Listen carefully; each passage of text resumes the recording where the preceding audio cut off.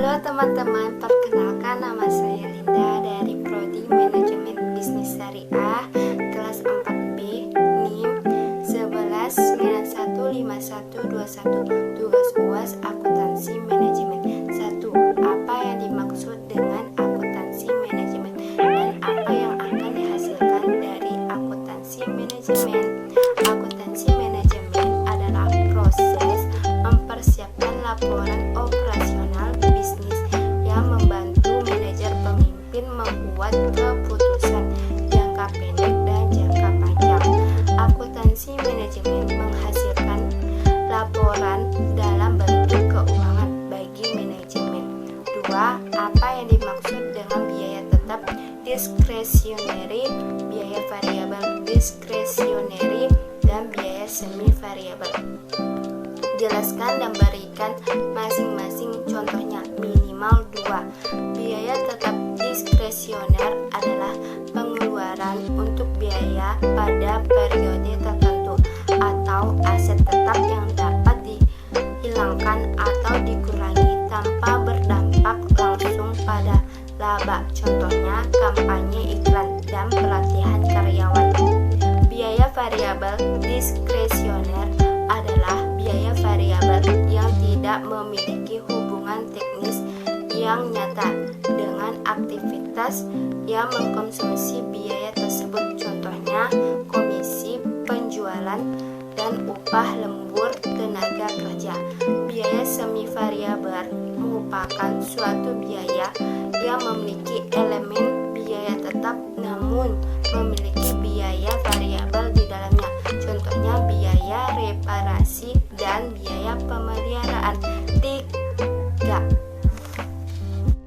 Apa yang dimaksud dengan harga pokok produk dan mengapa perusahaan perlu menghitung harga pokok produk serta jelaskan.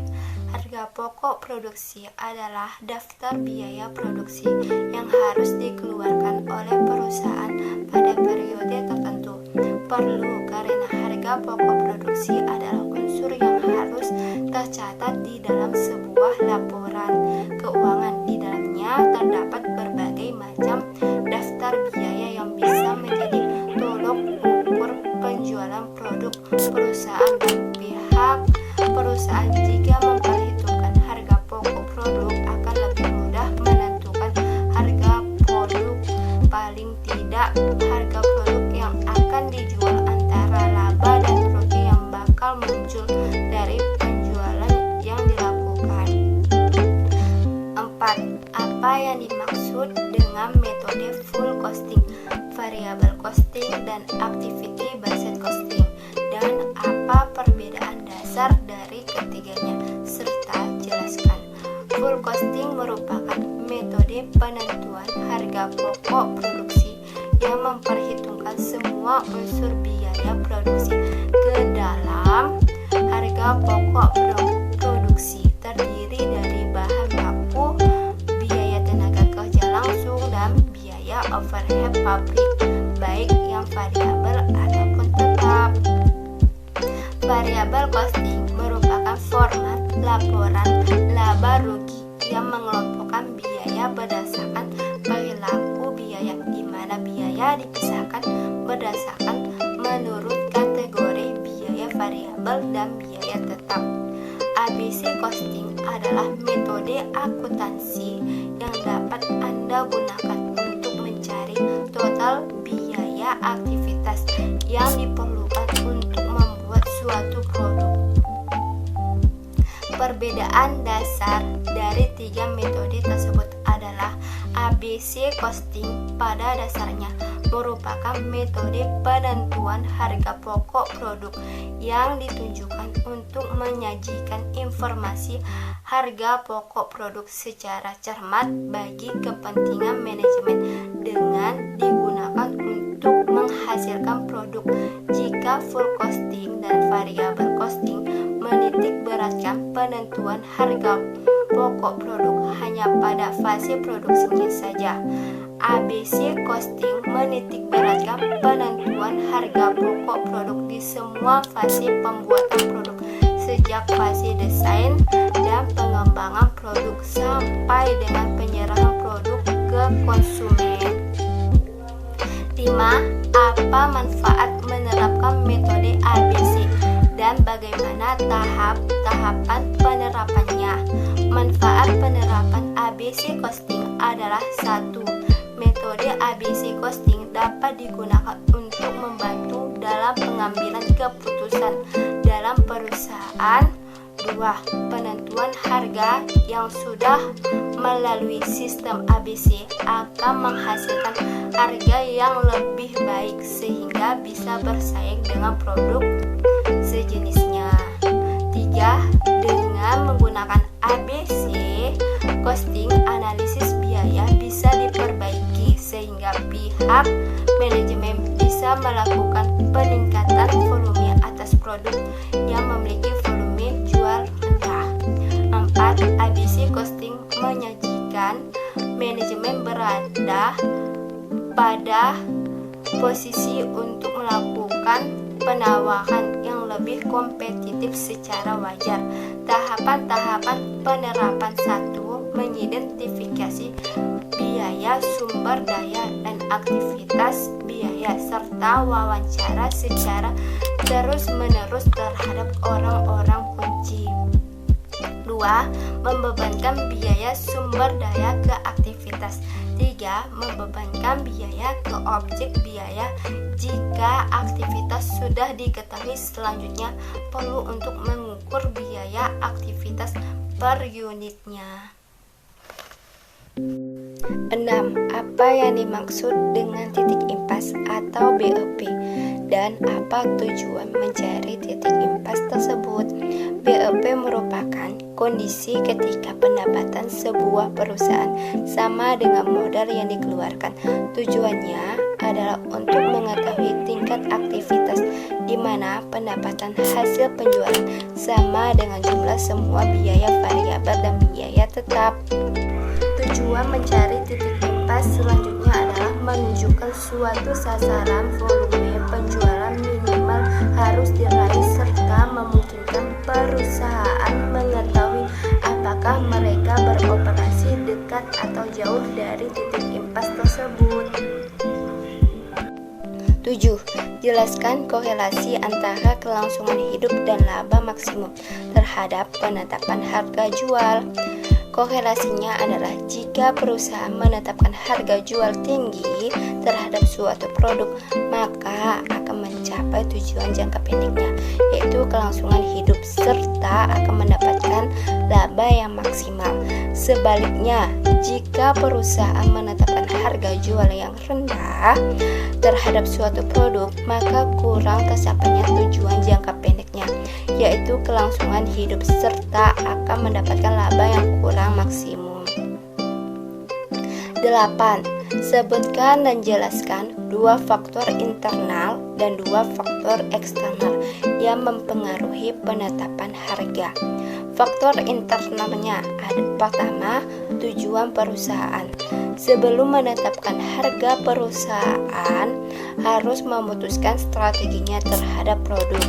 Yang kedua, pertimbangan organisasi. Pihak manajemen harus memutuskan siapa yang berwenang dalam menetapkan harga atas dasar kompetensi.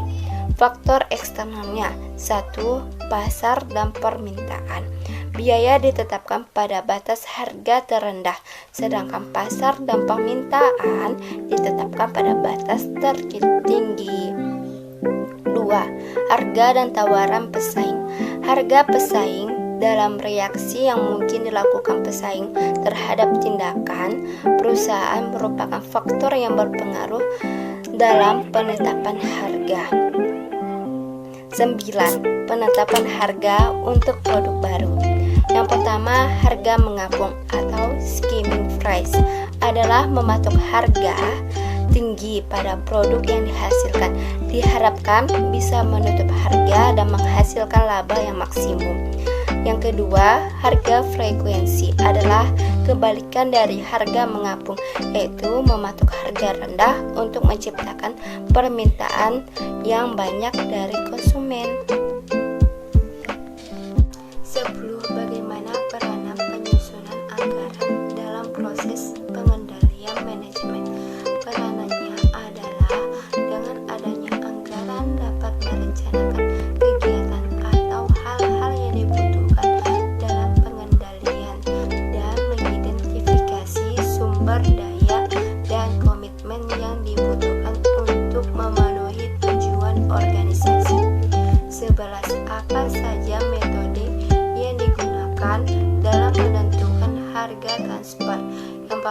metode market price atau harga pasar.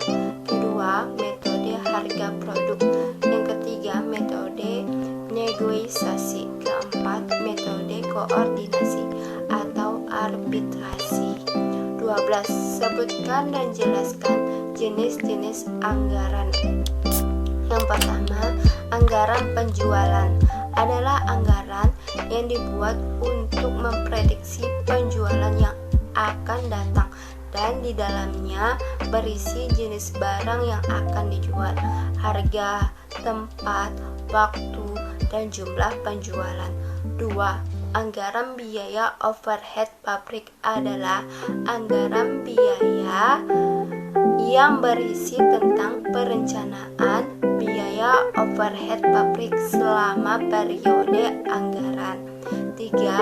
Anggaran biaya tenaga kerja langsung merupakan anggaran yang direncanakan secara detail tentang upah yang akan dibayarkan oleh tiap tenaga kerja langsung selama periode yang akan datang. Dan masih banyak anggaran lainnya seperti anggaran overhead pabrik, anggaran persediaan, anggaran program, anggaran produksi, dan lain-lain. 13. Sebutkan dan jelaskan apa saja keunggulan BSJ. Keunggulannya adalah komprehensif. BSJ memperluas perspektif yang dicakup dalam perencanaan strategis, yaitu yang dulu terbatas perspektif keuangan sekarang meluas perspektif pelanggan, proses serta pembelajaran dan pertumbuhan. Kedua, koheren. BSC mewajibkan personal untuk membangun causal relationship di antara beberapa sasaran strategik yang dihasilkan dalam perencanaan strategi. 3. Seimbang. Keseimbangan sasaran strategik yang dihasilkan oleh sistem perencanaan strategik penting untuk menghasilkan kinerja keuangan kesinambungan. Keempat, terukur. Keterukuran sasaran strategik yang dihasilkan oleh sistem perencanaan strategik menjanjikan ketercapaian berbagai sasaran strategi hasil oleh sistem tersebut. Sekian, terima kasih.